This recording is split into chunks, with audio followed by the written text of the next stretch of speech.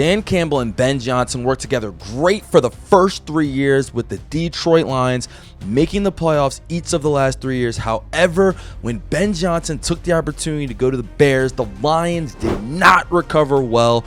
What happened in the 2025 season that led to them missing the playoffs, and how can they fix it heading into 2026? So during the offseason, they lose their offensive coordinator for the last 3 years in Ben Johnson. He had led a top 5 offense in points scored per game in each season, capped off with 33.4 points a game, which led the NFL in 2024. And to make things worse, he went right to the Bears, which, ouch, that one hurt.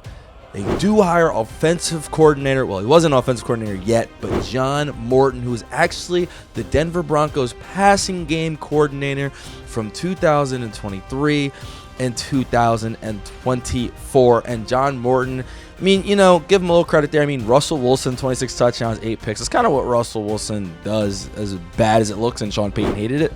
And Bo Nix had a good year, 27 touchdowns, 12 picks as a rookie.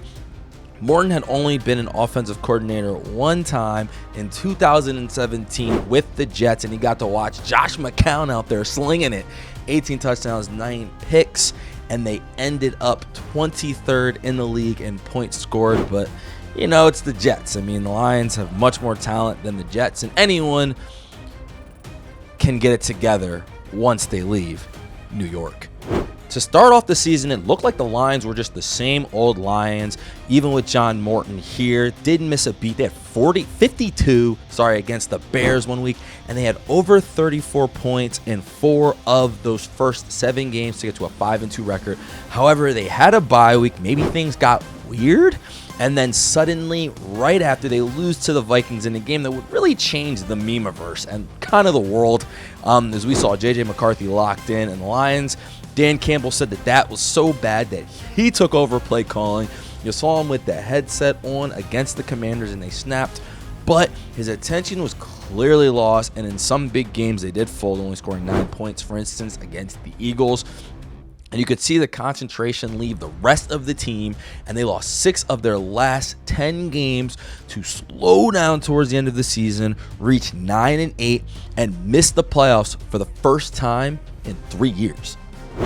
So if Dan Campbell wearing the headset wasn't evidence enough, John Morton would be on his way up out of there. And recently the Lions hired Drew Petzing as their new offensive coordinator. Now, Petzing had been the Cardinals' offensive coordinator from 2023 through 2025. And on the offensive points per game, I mean, some stuff to be desired for sure. That's the first thing I look at. 23, they averaged 24 a game. In 2024, they didn't average. They were 24th in the league in points per game. In 2024, they were actually 11th in the league in points per game. And 25, they came back down to 22nd. However, I kind of see a little bit why the Lions wanted to make this decision. Last year, he was there for the Brissett Renaissance, where Trey McBride was like breaking the league, breaking records, and doing incredible stuff. And in that offense, once Brissett took over, but even throughout the entire season, they ended up 7th in the league in passing yards, but they were 31st in rushing yards, right? So you think that maybe Dan Campbell wants a run-first guy. Well, in 2024, when they were 11th in points scored, they were actually 7th in the league in running the ball as well, rush yards. So he has shown the capability in different seasons, albeit, but to do both. And you would think with the Lions' talent and their execution of an offense that Drew would be able to put something together and get this Lions offense back on track. Something very important to note, because I haven't mentioned it yet. I said back on track. Well, the Lions offense was actually 4th in the league in points per game last year, scoring 28 a game. So high expectations. I guess you're expected to get 30, 31 points a game. And if you don't, Dan Campbell is going to snatch the headset from you, and then you will be relieved of your duties. Now for the team strengths. First, we have Jared Goff. He was actually second in the league in passing yards with over 4,500 and second in touchdowns with 34 passing touchdowns throughout the season and only 8 interceptions, which is really, really impressive. I didn't know he had those numbers. Now, while I have had my personal debates about Jared Goff and his ability in big games, he has before made a Super Bowl. And I think the biggest credit to him was Ben Johnson was berating Caleb Williams throughout the entire season because of things that Jared Goff was able to do in running the offense, keeping everything on time, and leading to that Detroit offense, which was first in the league in points per game with 33 just 1 year ago. Jahmyr Gibbs, just a dog, 1,800 all-purpose yards, 18 touchdowns. He had the stat of like most touchdowns at the youngest age, something crazy where his name was above Barry Sanders. Jahmyr Gibbs. Jahmyr Gibbs has been a dog really for years now, and it continues as there's not a lot of running backs in the league who do quite what he does. He's Marshall Faulk-like with his ability. I'm putting both Amon-Ra St. Brown and Jameson Williams, both of them over 1,000 yards last season. Amon-Ra St. Brown with 1,400. They were both unbelievable.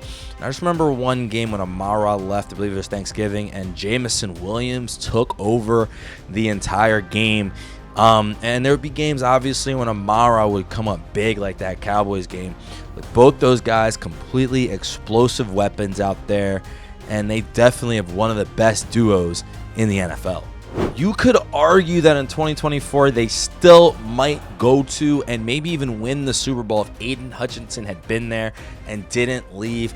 And last year, I mean, he was seemingly one of the only things really holding together the defense with his 14.5 sacks, which is 4th in the NFL. Just an unbelievable year and a bounce back for Aiden Hutchinson. Now for the team weaknesses.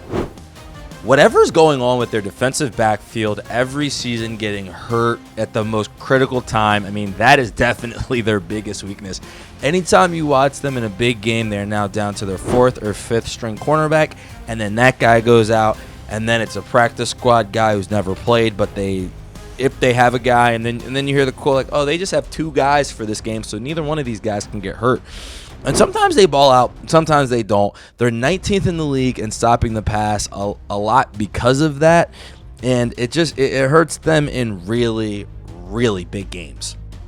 Another one is the offensive line. Despite the fact that Penei Sewell has made now his 3rd straight first-team All-Pro, shout out Penei Sewell. Again, he's been graded as one of the best offensive linemen in the league. Jared Goff was under pressure a lot.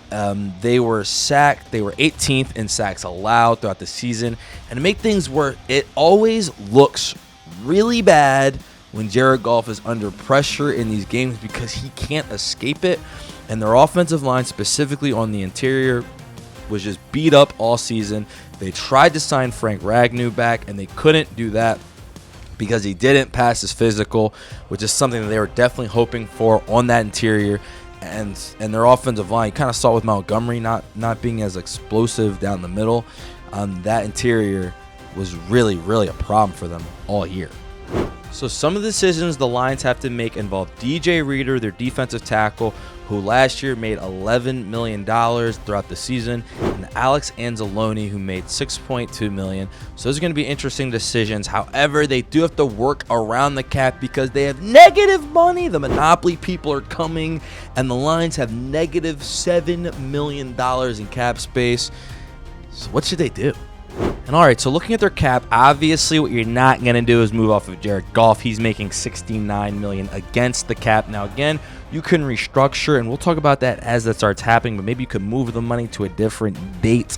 Alec McNeil, that's one where he's making $28 million against your cap next year. That isn't something that you think that you would want. However, he doesn't have any potential outs in his contract until 2027. Same with DJ Reed. Their dead cap would be too high, meaning you would actually just lose money by getting rid of them right now. Although, I mean, with DJ Reed, $17 million, and you wonder, I mean, if all the corners are just going to get hurt anyway, that kind of seems like a flaw. Graham Glasgow at $8.4 million. That's an interesting one right there. specifically, but again, I think he has a cleaner out as I'm looking. Yeah, his dead cap would only be $2.8 million. So that's not bad. It actually would just be $1.4 million against the cap. So that, sorry, Graham, that one is possible. And David Montgomery is starting to look interesting because he's 29 with $8.3 million. Of course, you want to keep him and maybe see what Drew can do. But do you think you can get a younger version of a bruising running back at $8 million? So those are kind of the big things that the Lions are looking at, because remember, they have to get rid of $7 million just to be above the cap.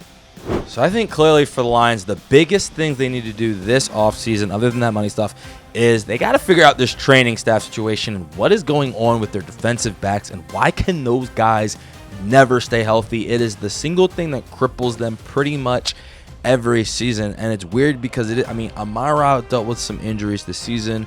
Aiden had injury last year, but those are kind of, you know what I mean, happens in the NFL. But specifically, the defensive back position is always injured. Got to get that solved. Another thing, obviously, I'm looking at is the interior of the offensive line. Now, they have the 17th pick and the 50th pick of the draft, and everyone knows that guards and tackles going at that point is a very unsexy decision. They don't have the money to get any guards or offensive linemen in free agency, but I definitely think the draft is where you're looking.